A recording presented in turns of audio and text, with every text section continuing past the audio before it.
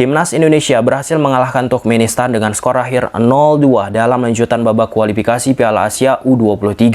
Dengan kemenangan ini memastikan Indonesia lolos ke Piala Asia U23 untuk pertama kalinya dalam sejarah, dan gol Indonesia dicetak oleh Ivar Jenner di menit 40, asis dari Arkan Fikri, dan gol kedua Indonesia dicetak oleh Pratama Arhan di menit 90 plus perpanjang waktu 2 menit, asis dari Raihan Hanan.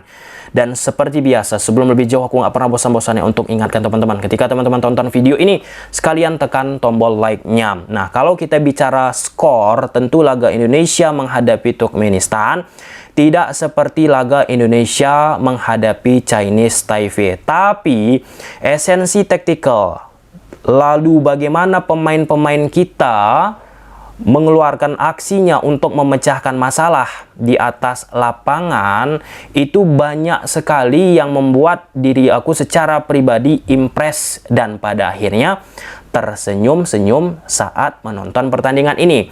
Contoh, sebelum kita masuk ke papan taktik, di laga ini, Turkmenistan di atas kertas menggunakan pola 1-3-4-3 atau 1-3-4-2-1. Ketika bertahan, mereka pakai shape 5-4-1. Lebih banyak menunggu. Mereka pun membuat aku mengerti mengapa melakukan hal demikian. Ya, mereka tentu menjaga agar tidak terlalu banyak kebobolan yang konsekuensinya membuat mereka aman sebagai runner-up terbaik. Nah, kita kembali dulu ke konteks 5-4-1 yang dibentuk oleh Turkmenistan.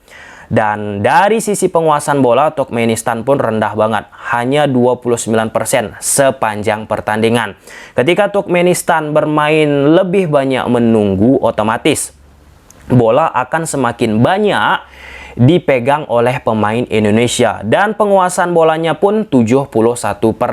Ketika timnas Indonesia banyak menguasai bola, mendominasi permainan, salah satu hal yang terpenting yang patut kita lihat yaitu apa aksi yang dilakukan oleh pemain-pemain Indonesia di atas lapangan untuk bisa membongkar shape 5-4-1 yang dibentuk oleh Turkmenistan. Meski suatu timnas menguasai bola, kalau pemain-pemainnya tidak melakukan aksi-aksi yang superior, aksi-aksi yang bagus, maka ball possession-nya pun percuma.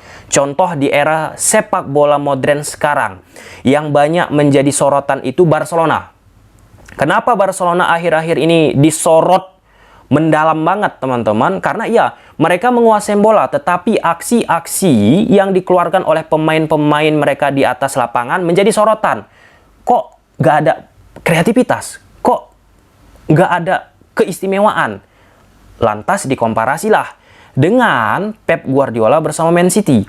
Mereka menguasai bola, dan yang membedakannya apa? Aksi. Bagaimana pemain-pemain Man City melakukannya di atas lapangan. Dan kita korelasikan dengan Indonesia menghadapi Turkmenistan. Salah satu yang bisa kita lihat, passing-passing, 1-2 sentuhan yang dilakukan oleh pemain Indonesia.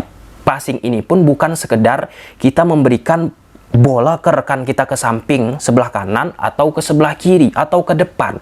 Passing ini, kalau kata Pep Guardiola, teman-teman, passing tapi ciptakan rongga dari pertahanan yang dibentuk oleh lawan.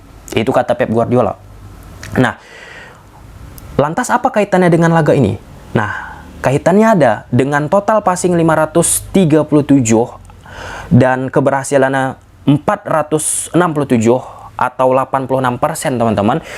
Banyak passing-passing yang dilakukan oleh Indonesia bisa merenggangkan shape 5-4-1 yang dibentuk oleh Turkmenistan.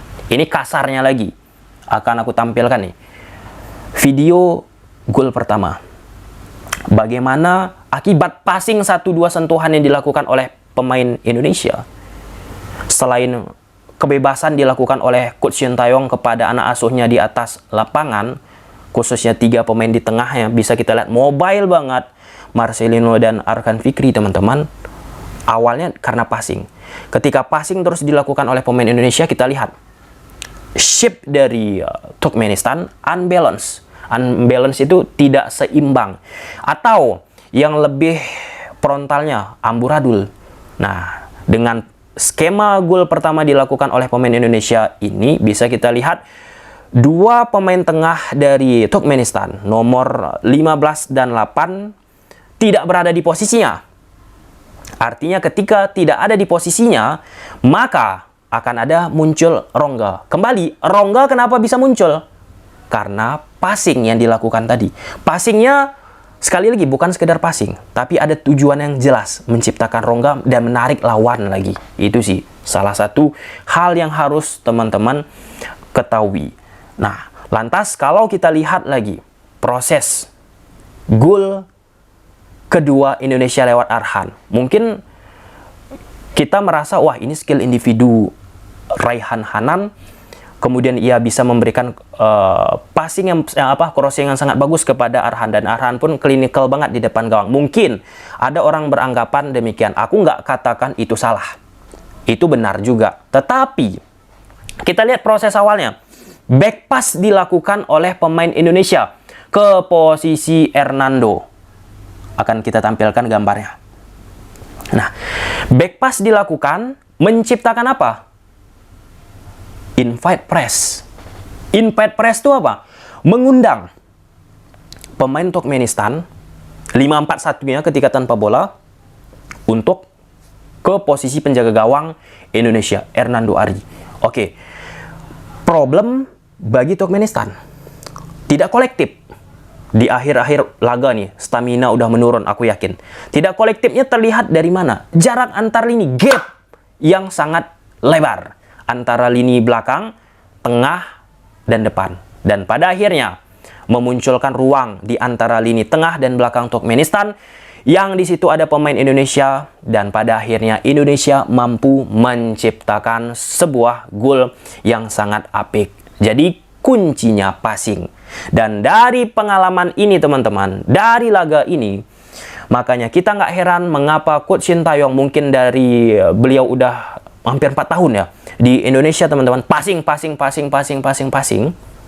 tetap menjadi salah satu menu utama, baik itu pada saat beliau di kelompok usia sampai kelompok level senior pun passing tetap diajarkan. Karena itu konsekuensinya jika passing kita bagus, jika passing kita jelas tujuannya apa, merubah situasi permainan teman-teman. Nah, kemarin kita sudah bahas set piece juga, banyak sebenarnya kesempatan bisa diciptakan oleh Indonesia gol 3 ataupun 4 kali lewat situasi set piece teman-teman. Tapi Turkmenistan pun blocking-blockingnya ketika Indonesia hampir menciptakan gol dari set piece patut juga kita berikan acungan jempol. Oke, kita lihat dulu menggunakan grafis taktikal.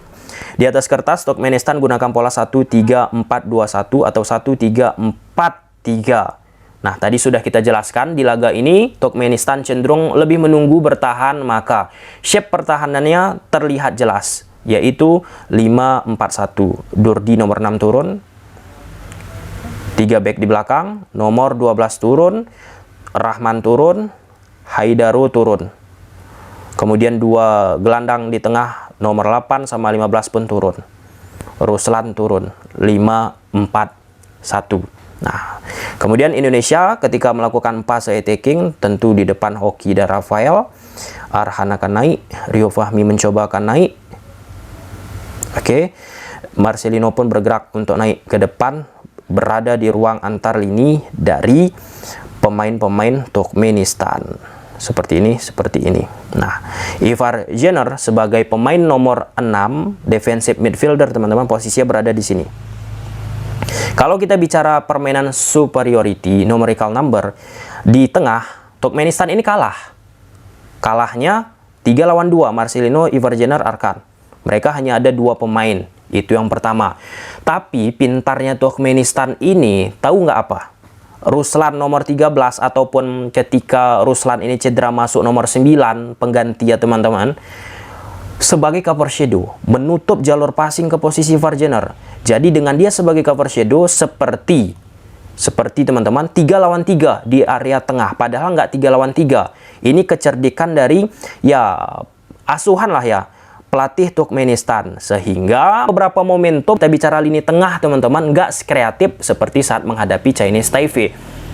Nah, itu menjadi salah satu penyebabnya. Dan pada akhirnya opsi yang dilakukan oleh pemain-pemain Indonesia kita ketika mencoba melakukan penyerangan, memanfaatkan permainan kelebaran maksimal lewat diagonal pas. Contoh, Elkan Bagot beri bola diagonal, datang dari sayap, Rio Fahmi naik ke depan. Atau dari posisi Rizky Ridho, Arhan naik, diagonal dilakukan. Nah, dengan cara seperti ini merupakan salah satu opsi yang biasanya digunakan oleh pelatih untuk bisa membongkar 5-4-1 ataupun pertahanan yang rapat dilakukan oleh Turkmenistan. Oke, nah kemudian yang kedua, tadi sudah kita sebutkan, ketika lini tengah kita kesulitan dari sisi kreativitas, Coach Shin Tae-yong di laga ini ternyata memberikan kebebasan untuk pemain-pemain Indonesia kita bergerak. Contoh, Marcelino sering dia melebar ke kanan teman-teman untuk jemput bola dan Indonesia memberikan bola ke sisinya, ataupun posisi Arkan Fikri yang nature-nya di atas kertas seperti ini, dia pun bergerak mendekat. Nah, ketika pemain-pemain tengah Indonesia bergerak diberi sangat dinamis, memancing nomor 8 dan 15 ini bergerak juga mengikut ke sayap ataupun ke posisi yang dimana ditempati oleh Marcelino dan Arkan. Nah, ketika dua pemain tengah dari Turkmenistan mengikuti Marcelino dan Arkan, maka akan ada satu orang bagi Indonesia di area tengah mendapatkan ruang. Orangnya siapa? Ivar Jenner. Dia bergerak-gerak, contoh seperti gol pertama tadi, dan akhirnya mendapatkan ruang. Karena Ruslan yang secara identitas ataupun pemain nomor 9 sebagai penggantinya, sebagai striker, cover shadow, defendingnya buruk. Dia nggak ngikuti Ivar Jenner lagi, dan ada ruang akibat dua pemain tengah dari Turkmenistan yang sudah tertarik melebar dan melakukan tendangan dan tercipta gol. Itu keren banget loh. Keren banget, nggak gampang untuk bisa kita mengattraction, merenggangkan pertahanan lawan teman-teman. Kalau misalnya kita tidak mempunyai intelijensi di atas lapangan. Dan di lini depan pun bagi Indonesia bersama Coach Shin Tae-yong dengan pola 1-3-5-2-nya dan ketika bertahan 5-3-2-nya, beberapa kali hybrid, khususnya aku lihat Rafael hybrid ke sayap untuk jemput bola. Kenapa akhirnya pemain depan kita melebar? Karena di area tengah coba kan dirapat padu padatkan oleh pemain Turkmenistan, meskipun pada akhirnya nggak bisa secara maksimal berjalan sepanjang 90 menit. Ada aja kesalahan-kesalahan yang terjadi akibat apa? Akibat aksi yang dilakukan oleh pemain-pemain Indonesia kita. Dan ya, good job apa yang dilakukan oleh pemain Indonesia kita dari sisi taktikal, keren teman-teman. Hernando Ari, penjaga gawang kita, ya ngopi-ngopi aja di laga ini. Sepanjang pertandingan Turkmenistan hanya melakukan satu tendangan on target. Kemudian kita bicara sisi bagaimana timnas Indonesia bisa mematikan Turkmenistan. Ketika Indonesia bertahan pakai 5-3-2. Rio Fahmi turun, Arhan turun, Ivar Jenner turun, membuat struktur lah lebih tepatnya teman-teman. Marcelino, Hoki di depan. Nah, seperti ini. Kemudian ketika attacking, Ilyas melebar, Rahman naik, Ruslan, kemudian Haidaro, kemudian di tengah ada Umarov dan Dople. Orats melebar, Toijanov, Arjub, Durdi. Nah, Indonesia langsung melakukan pressing seperti ini. Hoki naik, Rafael naik. Nah, untuk di area tengah, karena kalah orang bagi Turkmenistan, ditempel langsung oleh Marcelino ataupun Arkan. Sehingga pada saat Rustem beri bola, kesulitan di area tengah, nggak ada yang menjembatani karena kalah orang, ya mau nggak mau langsung melakukan long pass ke depan. Contoh seperti ini. Toijanov langsung ke depan, bisa diantisipasi di lini belakang Indonesia tinggi-tinggi orangnya. Komang pun cukup proper di laga ini. Jika long pass ke depan gagal, ke samping, ke Ilyas ataupun ke Duri, gagal juga. Nah, dari sisi permainan mereka mati. Nggak ada opsi-opsi kreativitas yang mereka munculkan. Haidaru nomor 11 pun berhasil dieliminasi keberbahayaan oleh timnas Indonesia. Oke, mungkin sampai sini aja dulu teman-teman videonya. Semoga bermanfaat. Bye.